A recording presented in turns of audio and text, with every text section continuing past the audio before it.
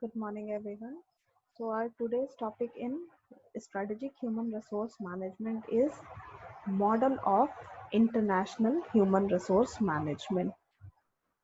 See, the main purpose of international human resource management is to get competitive advantage by hiring and improving skills, efficiency, and productivity through the process of procuring, allocating, assigning, providing training and development, performance appraisal, compensation management for the effective utilization of human resource in global environment.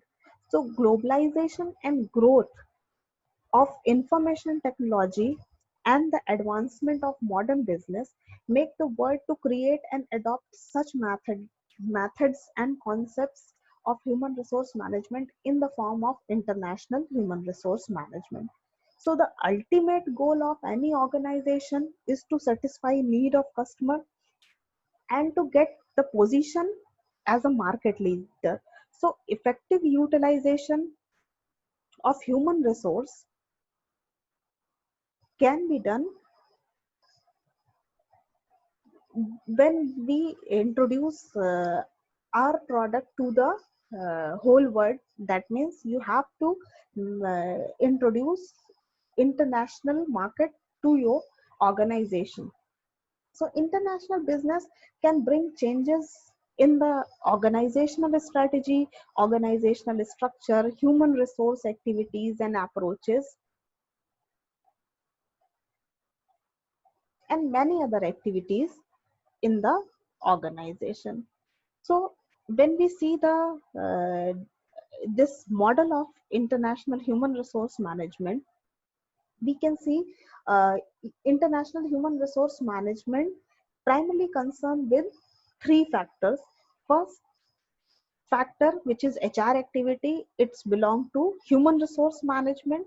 So major HR activities in international human resource management is to procure, utilize and allocate the human resource. So in procurement there is activities like recruitment, selection, placement, induction of human resource in on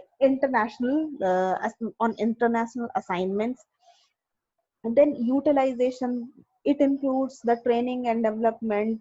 What are the roles and responsibilities need to be played in the organization when it comes to international assignments.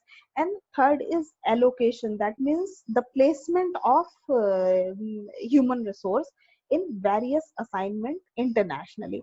So these three activities are most important when it comes to international human resource management.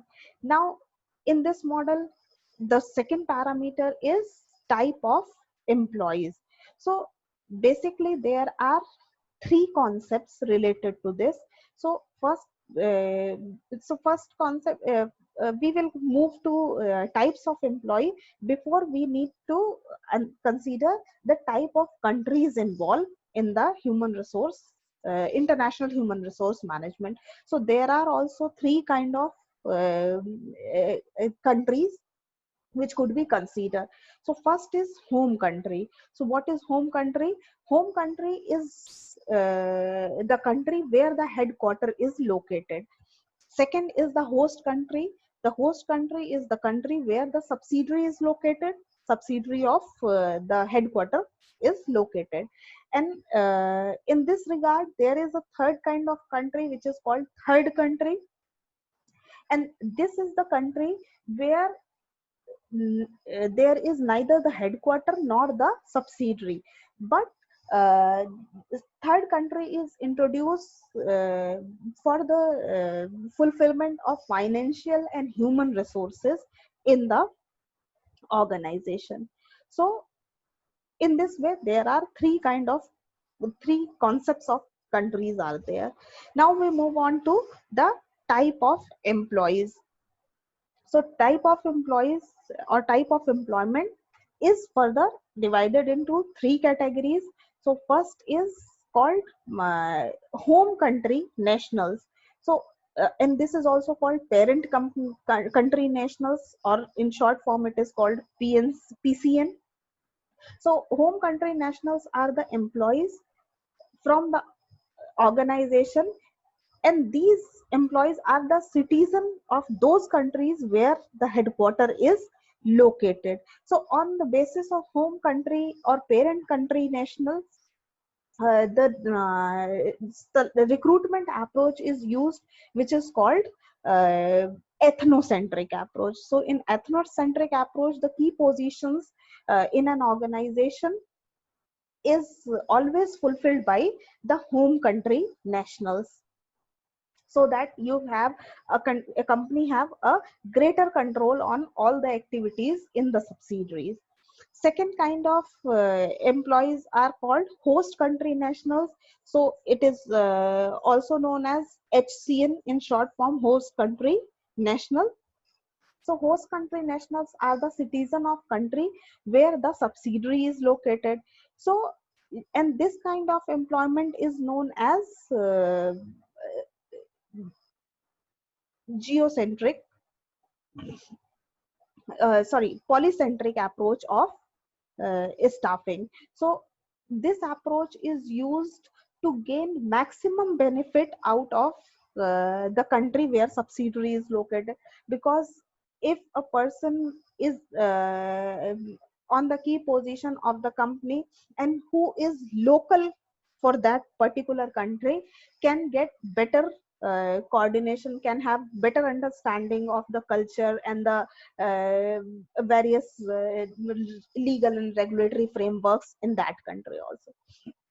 Third kind of employee is known as third country nationals, which is in short also known as TNC.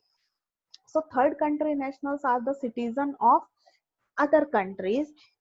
That means they are not citizen of home country or the host country. They could be from anywhere in the world. So basic central idea of such kind of approach is to get best candidate for a suitable work or for the key position. And the staffing approach which is used to hire TNCs is called geocentric uh, approach of uh, recruitment. So these are uh, the three kind of uh, employment when it comes to international HRM model.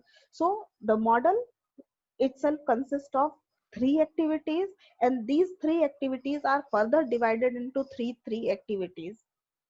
So in international HRM, it can be seen that it is highly complicated as compared to domestic HRM, because in domestic HRM the HR activities are the same, or in certain cases less HR activities are included in domestic HRM as compared to international HRM. Because now in international HRM you need to know about the laws and taxation idea and the culture and the working culture of international employees also.